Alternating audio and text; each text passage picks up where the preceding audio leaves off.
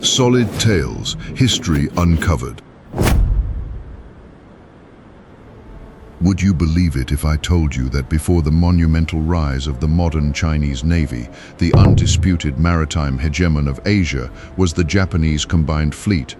For half a century, it dominated the region, its position utterly unshakable.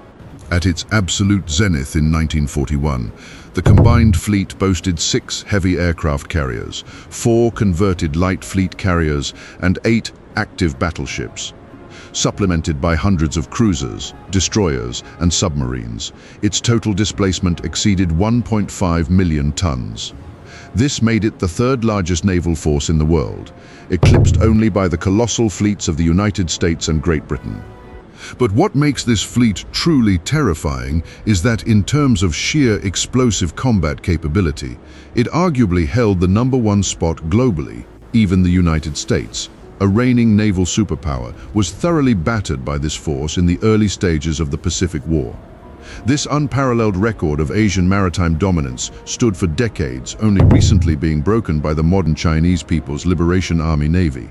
Yet truth be told, if we look specifically at the sheer number of aircraft carriers, the concentrated tonnage of battleships, and the vast sphere of influence it commanded, no Asian navy to this day has fully replicated the footprint of the Japanese combined fleet at its peak.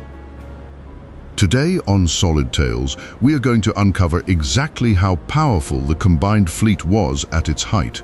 We will explore how it transformed, step by step, from an insignificant island nation into the third largest naval power in the world and the absolute overlord of Asia, possessing the audacity to single-handedly challenge the United States Navy.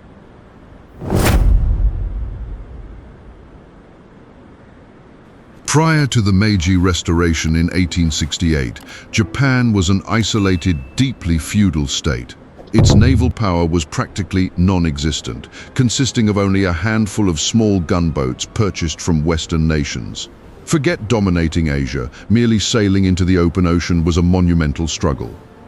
However, following the Meiji Restoration, Japan pivoted sharply toward a Maritime Nation Policy. They adopted the sweeping national mandate to expand across the boundless waves and spread the nation's prestige to the 4 corners of the earth. Building a formidable navy became the core strategic imperative of the empire, planting the first seed for the rise of the combined fleet.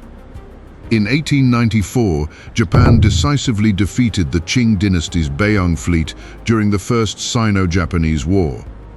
The victory allowed Japan to extract an astronomical war indemnity of 230 million taels of silver, a sum equivalent to several years of Japan's entire national revenue.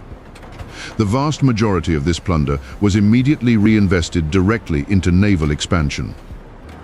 From that moment on, Japan initiated a frantic campaign of purchasing and constructing advanced warships, causing the combined fleet's size to balloon rapidly. When the Russo-Japanese War erupted in 1904, the Japanese combined fleet directly challenged the reigning maritime power of East Asia, the Russian Pacific Fleet.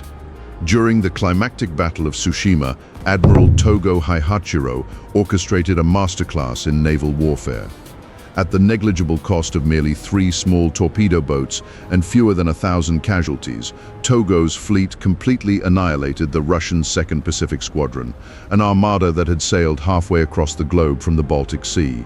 The Japanese sank 21 Russian warships and captured 7 others, setting the record for the most lopsided victory in the history of naval warfare. The triumph in the Russo-Japanese War instantly catapulted Japan into the ranks of the world's elite naval powers, cementing its throne as the undisputed maritime overlord of Asia. Over the following decades, fueled by relentless territorial expansion and the plundering of foreign resources, Japan continuously poured massive capital into its navy. This culminated in the 1930s when Japan explicitly ignored the restrictions of the Washington Naval Treaty. Unshackled, they began frantically laying down the keels for heavy fleet carriers and dreadnoughts, eventually birthing the 70,000-ton Yamato-class super battleships.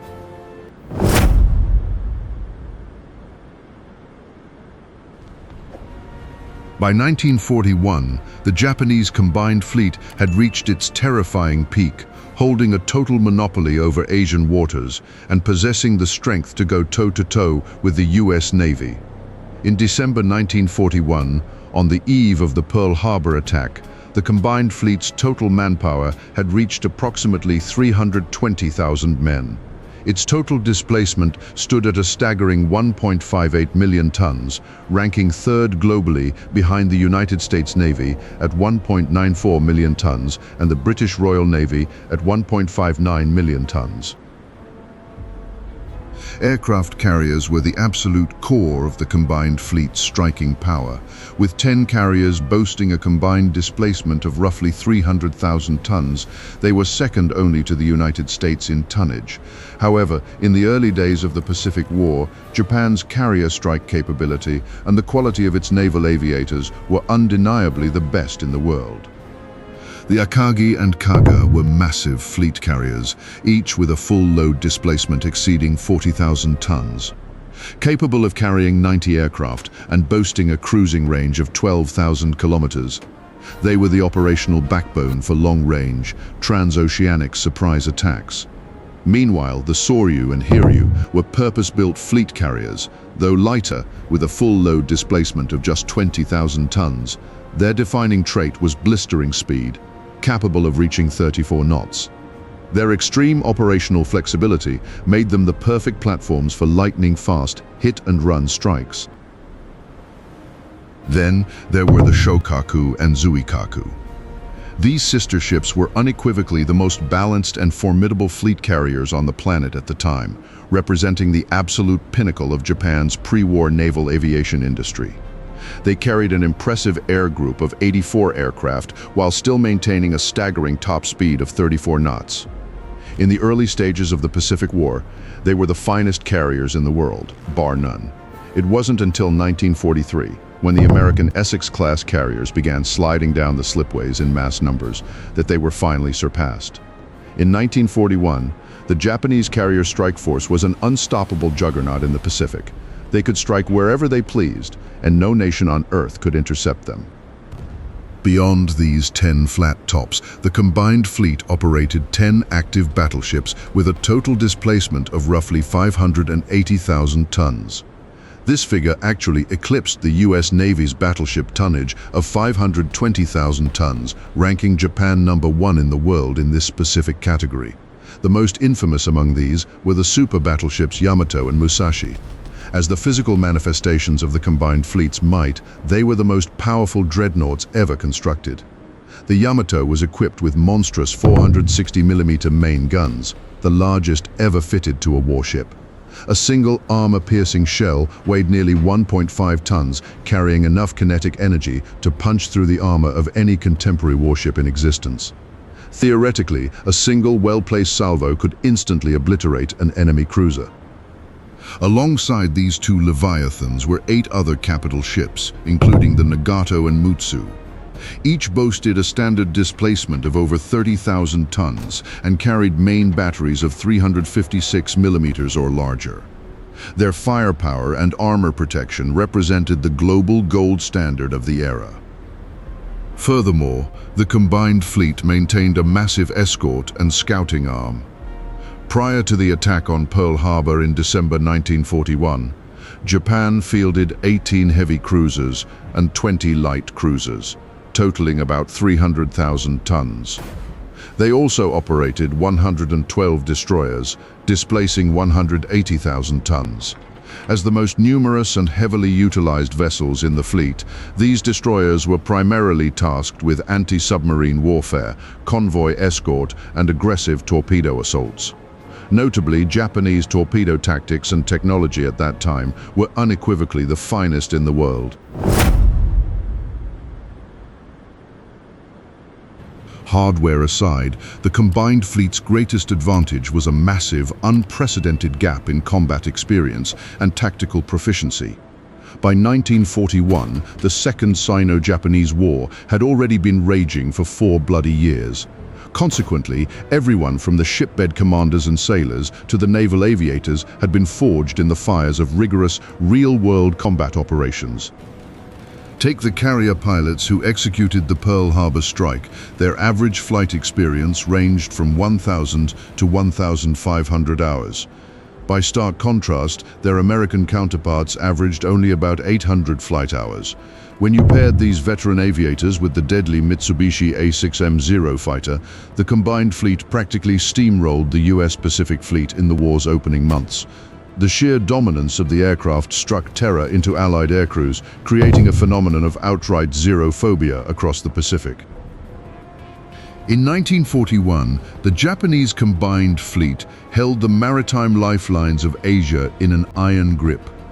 From the Japanese home islands to Southeast Asia, and from the Western Pacific to the Eastern Indian Ocean, these vast waters became the combined fleet's personal backyard. They struck who they wanted, they conquered where they pleased. Even today, the modern Chinese Navy, while far surpassing the historical combined fleet in absolute total tonnage, has not yet matched the specific concentration of carrier numbers and the sheer scale of regional maritime dominance held by Japan in 1941. Yet, this awe-inspiring power was built upon a fatal foundation, an extreme paradox of resources. Because the Japanese home islands were critically starved of natural resources, the empire was forced to build a massive blue water navy to secure and protect its maritime supply lines. But here was the fatal flaw. Operating the combined fleet required consuming astronomical amounts of those very same resources, which only deepened Japan's domestic shortages. It was an inescapable, vicious cycle. Building a fleet to secure resources, only for that fleet to consume everything it secured, ultimately became the combined fleet's Achilles heel. After the Pacific War ignited, the combined fleet secured brilliant tactical victories in its early phases. But as the full, terrifying weight of American industrial capacity came online, coupled with Japan's own resource depletion and logistical strangulation, the tide turned. The combined fleet's irreplaceable warships, veteran aviators, and seasoned crews were systematically wiped out. Finally, in 1945, with Japan's unconditional surrender, the once invincible Japanese combined fleet was formally dissolved, vanishing into the pages of history forever. History Uncovered. Subscribe to SolidTales.